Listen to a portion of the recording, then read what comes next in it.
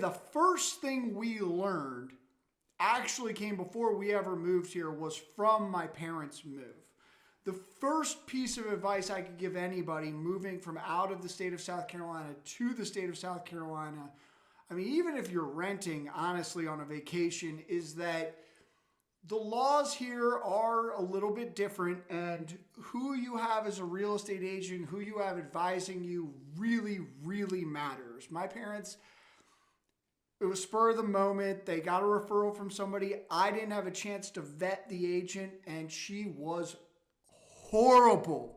Horrible. I can't stress how terrible she was and how stressful it made the situation, how horrific the entire process of buying their house was. Now, they got lucky and ended up very happy in their home, but really it only worked out for us because we had had this lifetime in real estate. I think if anybody else had gone through that, it might not have turned out so well. So I think the first thing I want to tell everybody is be very careful who you're getting to advise you and help you and teach you about the community before you live here.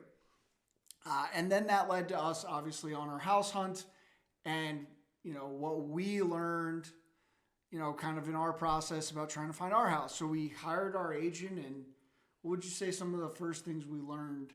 We learned from him that we wanted to be in Hilton Head Plantation because his parents, my in-laws, are in Sea Pines, and it's a wonderful area. It's so nice. Very, very nice. Don't get me wrong.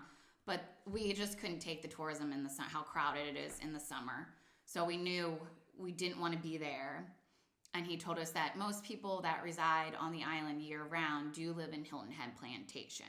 So at least we had a clue of where we were looking for. Yeah, I think that what he stressed to us was coming from D.C., where there are not a lot of POAs or HOAs, as you may refer to them as, but there just aren't a lot of them back in DC, and that was something we had to get used to, was kind of identifying. And Drew, my brother, and his wife are going through this as well as they try to move down here, where it really comes down to identifying the community that you would like to live in that kind of fits your life, because there are so many different. Are you a beach person? And this goes for renting as well. Are you a beach person? Are you a tennis person? Are you a golf person? Are you a riding person? Are you a Bluffton person? Like who are you, and what community do you want a great community pool? All of that stuff, you have to kind of figure that out as to who you are and then match the community that you want to live in with that.